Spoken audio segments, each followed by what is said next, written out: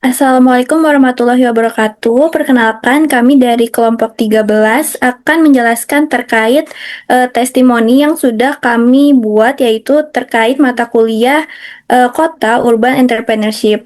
Langsung saja, kami ini membuat proyek terkait Kokendal. Langsung untuk perkenalan dari masing-masing anggota, yaitu yang pertama ada saya sendiri, Tarisa Budi Syakira dari program studi akuntansi, dan rekan saya. Saya Syafira Riyadi dari program studi akuntansi.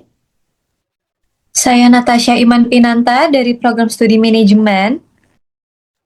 Saya Giuni Raisya dari program studi manajemen. Saya Sarah Al-Najwa dari program studi manajemen. Saya Lisra Enisa Mardadila dari program studi ilmu komunikasi.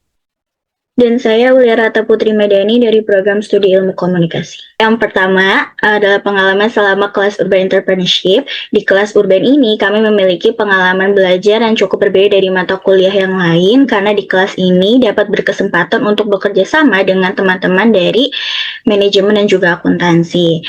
Kolaborasi lintas studi benar-benar terasa karena setiap diskusinya selalu membawa perspektif yang baru dan cukup beragam, mulai dari cara melihat peluang bisnis, menganalisis pasar, hingga memahami aspek keuangan yang biasanya tidak terlalu dipelajari secara mendalam sebagai mahasiswi ilmu komunikasi.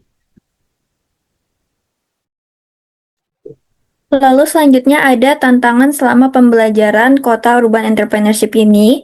Yang pertama itu tantangannya adalah menyesuaikan cara berpikir dengan anggota lintas studi. Jadi setiap program studi ini kan punya cara pandang yang berbeda, sehingga awalnya perlu waktu untuk menyamakan persepsi dan tujuan proyek. Lalu yang kedua, tantangan teknis pembuatan produk. Karena kita juga baru pertama kali bikin, jadi pada tahap produksi ini seperti membuat VCO atau lilin, sering ada kegagalan awal yang harus diulang, misalnya pemisahan minyak yang tidak maksimal atau formulasi bahan yang perlu diperbaiki pada pembuatan lilin. Lalu yang ketiga, manajemen waktu antar anggota. Terjadi jadwal kuliah dan aktivitas setiap mahasiswa yang berbeda. Jadi mengatur waktu untuk bertemu atau membuat progress project cukup menantang. Oke, selanjutnya itu ada kolaborasi lintas studi. Pertama, dari program studi akuntansi, ada menghitung modal dan HPP atau harga pokok produksi.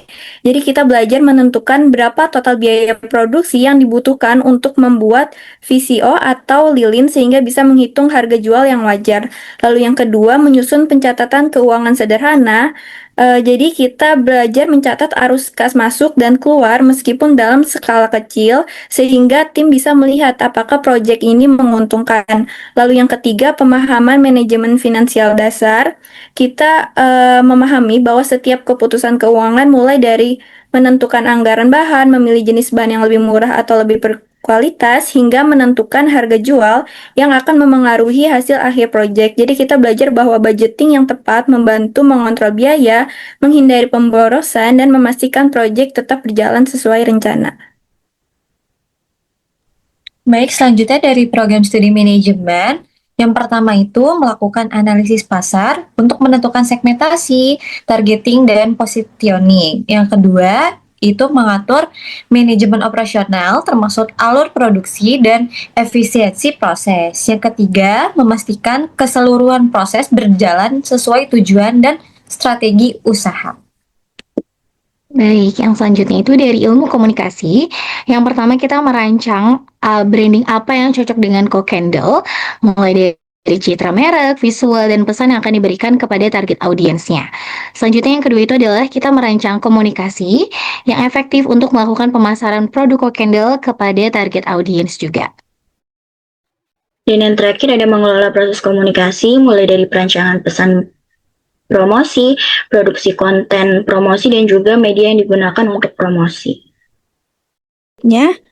Yaitu apa yang berubah dari cara berpikir kami dengan adanya produk Kokendel ini mengubah cara berpikir kami menjadi lebih terbuka, kolaboratif, dan berorientasi pada solusi.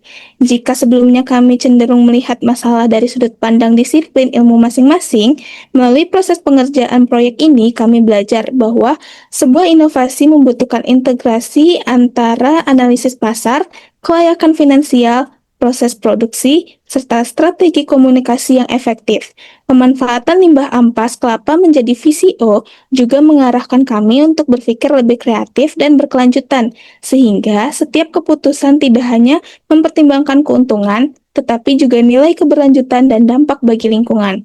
Dengan demikian, proyek ini membentuk pola pikir yang lebih komprehensif, sistematis, dan relevan dengan praktik kewirausahaan yang urban. Baik, selanjutnya itu awalnya itu kami tidak terlalu menyadari besarnya masalah lingkungan dan juga gimana cara kita menanganinya. Karena isu tersebut yaitu limbah dari kelapa sendiri itu tuh kerasanya tuh jauh banget dari keseharian kami itu mahasiswa. Tapi setelah kami mengikuti mata kuliah ini, pandangan kami tuh jadi berubah dari materi dan juga brainstorming yang selalu kita lakukan setiap minggu, serta juga bimbingan dari dosen kami itu membuat kita tuh jadi lebih peka bahwa setiap keputusan kecil dalam konsumsi dan perilaku sehari-hari itu memiliki dampak yang nyata.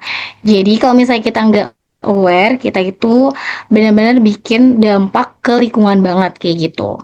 Nah dari situ, kini kita lebih memahami pentingnya berkelanjutan dan peran kami dalam menjaga lingkungan dan menjadikannya hal yang berguna bagi kami maupun orang lain. Dari situ, kami wujudkan dengan adanya Co-Candle.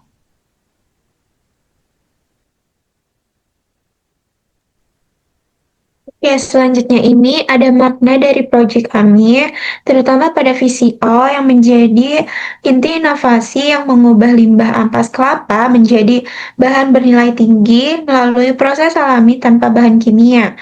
VCO ini juga digunakan sebagai bahan dasar lilin aromaterapi yang lebih aman, tidak menghasilkan asap berbahaya, serta mendukung kualitas relaksasi penggunanya. Pemanfaatan VCO ini juga tidak hanya menghadirkan alternatif lilin yang sehat dan eco-friendly, tapi juga menciptakan nilai tambah ekonomi dari limbah, memperkuat prinsip zero waste, dan juga mendorong penerapan sustainable entrepreneurship di lingkungan urban. Selanjutnya ada makna dari proyek lilin. Lilin aromaterapi Co-Candle dimaknai sebagai simbol relaksasi, kesehatan, dan berkelanjutan. Berbahan dasar VCO, lilin ini menghasilkan pembakaran yang lebih aman, minim asap, dan tidak mengandung bahan berbahaya. Kehadirannya membantu menciptakan suasana tenang, mendukung self-care, serta meningkatkan kualitas istirahat. Penggunaan tempurung kelapa sebagai wadah juga mencerminkan konsep zero waste dan kepedulian terhadap lingkungan. Oke, demikian presentasi kami terkait testimoni. Kurang lebihnya mohon maaf. Terima kasih. Wassalamualaikum warahmatullahi wabarakatuh.